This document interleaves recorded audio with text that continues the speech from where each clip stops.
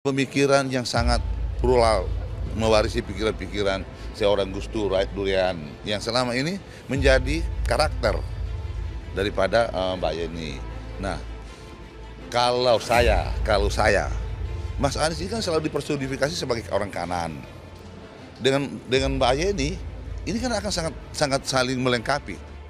Dirayu jadi cawapres Anies, pilihan Yeni Wahid bikin Nasdem perih. Ganjar cari tempat berlabuh Yeni Wahid dan warga NU, Anies stres.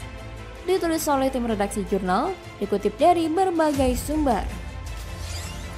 Halo, kembali berjumpa dengan suara Fani Bakri di channel media 45. Saya kira cukup rumit kalau di end of the day-nya Anies memilih Yeni Wahid sebagai cawapres pendampingnya di Pilpres 2024 yang akan datang. Argumennya dua hal. Pertama, Yeni ini tidak pernah muncul di radar survei. Itu artinya popularitas dan elektabilitasnya memang tidak terkonfirmasi cukup signifikan. Alih-alih untuk dapat meningkatkan elektabilitas Anies, justru kalau Yeni yang dipilih, bukan naik elektabilitas Anies, tapi justru sebaliknya. Ini tentu akan menjadi satu perjudian yang menurut saya harus hati-hati betul untuk memutuskan apakah Yeni ataupun tidak. Saya tidak pernah, lagi-lagi Mbak Rosi, saya tidak pernah menawarkan diri sebagai cawapres. Posisi saya adalah merespon lamaran yang datang, wacana yang dikemukakan di publik oleh beberapa partai. Jadi saya bukan alat siapa-siapa, kalau memang saya dianggap alat, saya adalah alat perjuangan dari kelompok Gus Dur, itu titik, itu saja. Masalahnya adalah kengototan Bang Paloh buat menentukan semuanya sendirian, buat ngatur-ngatur semuanya sendirian. Ini bisa jadi nggak bakal diterima dengan baik oleh dua partai koalisi mereka, yakni Partai Demokrat dan PKS. Partai Nasdem sudah lebih dulu memajukan dan memegang capres Anies Baswedan. Masa mereka mau menentukan juga nama dan sosok cawapres? Ini betul-betul sikap yang tidak menghormati Partai Demokrat dan PKS. Jadi sebenarnya mau kemana hatinya? Mau jadi wakil presidennya siapa Mbak Yeni? Mas Anies, Mas Ganjar, atau Pak Prabowo? Ini dikoreksi dulu pernyataan awal, mau jadi wakil presiden. Saya siap jadi wakil presiden Mbak Rosi, tapi saya tidak kepengen jadi wakil presiden. Jadi gini, konteksnya saya ngambil contoh kalau seorang prajurit ditanya, apakah kamu siap untuk berperang demi bangsa dan negara? Dia akan menjawab siap. Tapi kalau ditanya apakah kamu pengen dan mau berperang untuk kepentingan bangsa dan negara, pasti nggak mau, pasti nggak kepengen. Demikian juga jabatan politik, wapres, itu berat.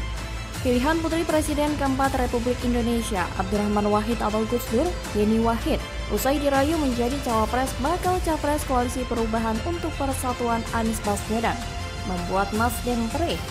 Pasalnya pegiat media sosial Jusnul Khotimah mengatakan Yeni Wahid malah memilih bakal capres PDIP Ganjar Pranowo. Padahal Nasdem sudah merayunya dari lama untuk menjadi pendamping Anies Baswedan. Sebelumnya Yeni Wahid mengaku dirinya siap mendampingi Ganjar Pranowo jika bakal calon presiden usungan PDI Perjuangan itu menggelar kampanye pemilu 2024 di Jawa Timur. Sementara itu Ganjar menyebut pernah berziarah ke makam Gus Dur pada April 2022 lalu. Namun saat itu Ganjar datang seorang diri tanpa didampingi Yeni. Ganjar pun berencana mengajak Yeni berziarah bersama setelah purna tugas sebagai Gubernur Jawa Tengah pada 5 September 2023 nanti. Di kediaman Nyai Sinta Jagakarsa, Jakarta Selatan, Ganjar dijamu hangat oleh keluarga Gus Dur tersebut dengan santapan asam-asam daging hingga ayam goreng. Tak hanya itu, Ganjar juga merayakan ulang tahun anak Yeni yang juga cucu Gus Dur, Aurora Maika Madura. Ada juga cucu lain, Alessandria Amiranoya dan Raisa Isabella Hasna, yang juga turut merayakan. Respon Yeni Wahid itu secara tidak langsung menampar muka Anies dan juga muka Nasdem yang telah menetapkan Yeni Wahid sebagai cawapres Anies. Respon Yeni Wahid kepada Ganjar juga menguntungkan elektabilitas Ganjar karena secara tak langsung itu sudah memberikan gambaran bahwa suara Nahdliyin dan Gus Durian akan mendukung Ganjar di Pilpres 2024 nanti. Dan ini akan membuat Anies linglung. Tapi itulah Anies, dia akan selalu kalah dan tak menguntungkan meskipun diusung dan disandingkan dengan siapapun. Anies tidak akan pernah bisa menang Pilpres, tidak peduli siapa cawapresnya. Anies hanya akan jadi pengembira di Pilpres. Anies sudah menjadi kartu mati, bisa dibilang sudah kalah bahkan sebelum Pilpres dimulai. Anies tidak punya harapan lagi, bahkan meskipun Anies berduet dengan tokoh hebat lainnya seperti Mahfud MD sekalipun. Cap politik identitas yang melekat dalam diri Anies benar-benar sangat mematikan. Seluruh rakyat Indonesia sudah tahu dan Anies tidak bisa berkutik. Anies tidak bisa mengubah dan membalikkan keadaan. Apalagi para buzzernya yang cukup barbar dalam bernarasi, membuat banyak orang muntah seember. Pada Pilpres nanti, pertarungan hanya akan berputar pada Ganjar dan Prabowo. Kekuatan hampir berimbang setidaknya untuk saat ini.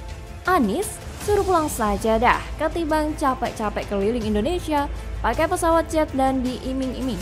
Dan iming-iming door prize bombastis tapi hasilnya tetap sia-sia. Koalisi perubahan lebih baik bubar saja dari sekarang ketimbang tarik ulur dan bikin drama murahan seolah sudah sangat hebat tapi isinya kosong melompong. Nasdem yang paling pusing dan sudah pasti sedang panik karena kapal yang hampir karam tidak bisa diperbaiki lagi.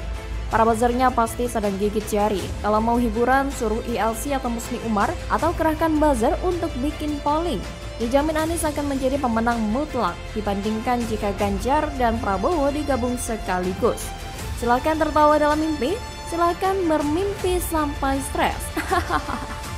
Anies katanya the best, tapi the best di urutan terbawah.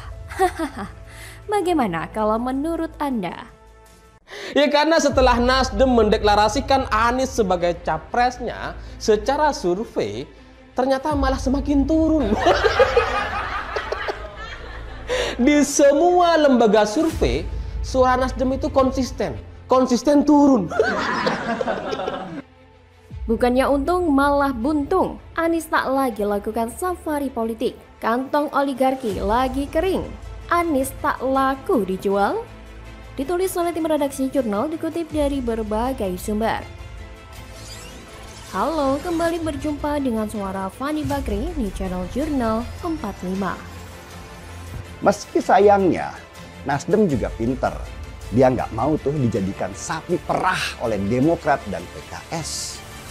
Yang dilakukan Nasdem hanya mengeluarkan biaya-biaya safari politik yang menguntungkan elektabilitas partainya saja, tanpa pernah melibatkan Demokrat dan PKS.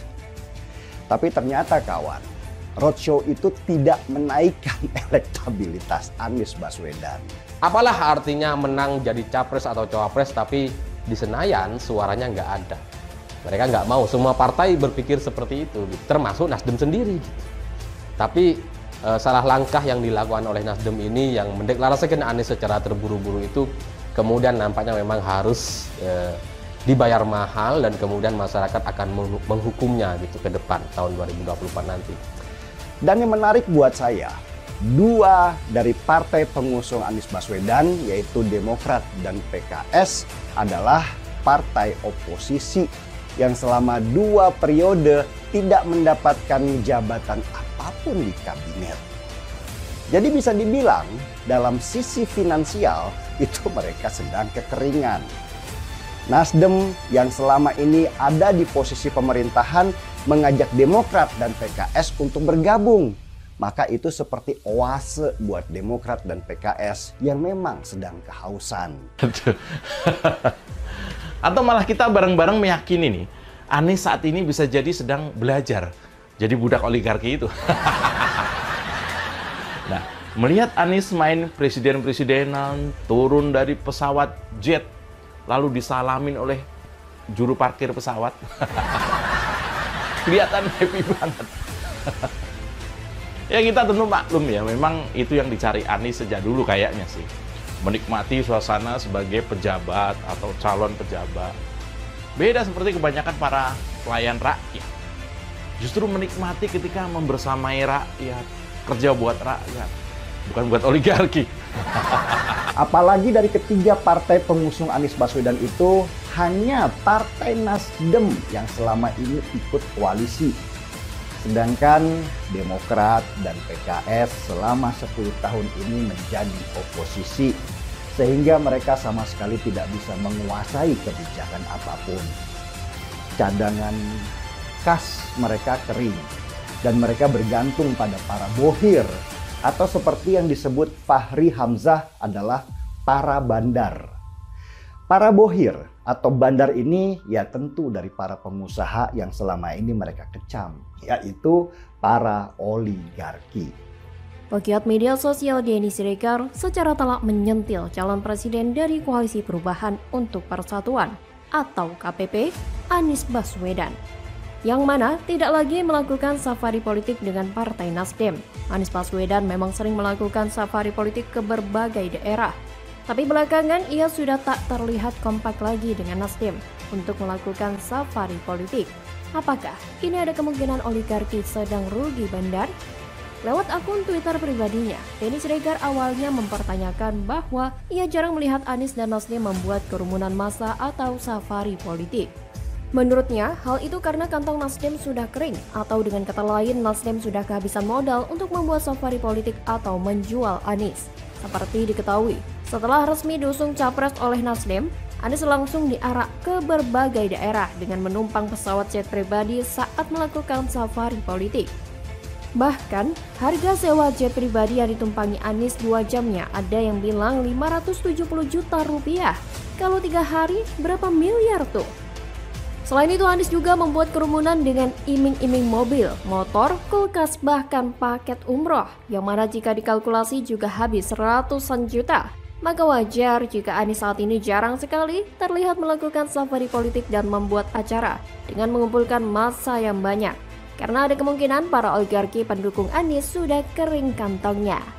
Mereka sudah capek mendukung Anies, bukannya untung malah buntung. Udah keluar duit banyak tapi elektabilitasnya malah anjlok parah. Bahkan tingkat kesukaan publik terhadap Anies terus anjlok sampai 68%, turun jauh dari sebelumnya 73%. Sedangkan yang paling tinggi adalah Ganjar Pranowo dengan angka 82% dan Prabowo 80%. Apa yang Anies tanam semasa menjadi gubernur DKI akhirnya sudah masuk musim panen. Intinya publik makin tidak suka dengan Anies karena reputasinya sebagai ahli merangkai kata sudah terkenal di seluruh Indonesia. Ditambah lagi dengan cap politik identitas yang sudah melekat kuat seperti lem. Anies mau menyesal pun mungkin sudah tidak bisa lagi. Warga DKI tidak akan lupa dengan janji Anies, di mana warga akan punya rumah sendiri. Tapi semua itu ternyata tipu-tipu supaya warga terpesona dengan Anies lalu memilih dia sebagai gubernur DKI. Warga DKI tidak akan pernah melupakan demo-demo munafik berkedok bela agama, tapi disusupi dengan politik identitas untuk menyerang lawan politik Anies. Anies merangkul kelompok seperti itu tanpa merasa bersalah, apalagi minta maaf. Kalau ada yang tidak suka atau bahkan banyak yang benci dengan Anies, itu memang pantas buat Anies. Pemimpin yang berani menjual janji yang tak bisa ditepati adalah pemimpin yang tak layak dipercaya. Apalagi Anies berani berutang sampai 92 miliar rupiah. Dengan resiko tak tahu bagaimana harus melunasi jika kalah. Elektabilitas merosot, tingkat kesukaan publik juga merosot. Apa mungkin ini alasan kenapa kelompok sebelah dan mungkin para oligarki gencar menyuarakan narasi Anies dijegal karena kantong mereka sudah kering? Survei memang tidak 100% tepat akurat, tapi semoga saja benar. Semoga ini adalah tanda bahwa memang Anies tidak diterima mayoritas rakyat Indonesia. Kalian bisa bayangkan sendiri betapa masifnya kelompok-kelompok di belakang Anies. Tidak ada makan siang gratis dalam politik. Camkan itu baik-baik. Negara ini sedang dalam incaran kelompok besar yang ingin menguasai. Begitu jagoan mereka menang pilpres, mereka bebas dan bisa pesta besar. Tapi mereka takut ketahuan. Mereka tidak ingin diketahui, mereka ingin jagoannya dipersepsikan bersih dan tidak ada yang menunggangi. Begitu menang pilpres, ujung-ujungnya bakal ketahuan. Mirip dengan skenario Pilkada DKI Jakarta, seiring berjalannya waktu, satu persatu, bau busuk mulai tercium. Kelebihan bayar, banyak proyek tak jelas dan boros. Formula E. Boros artinya dermawan. Kelebihan bayar adalah dermawan. Dermawan ke siapa? Silakan tanya ke Anies saja. Dia bisa jawab, tapi mungkin tak akan mau jawab. Bagaimana kalau menurut Anda?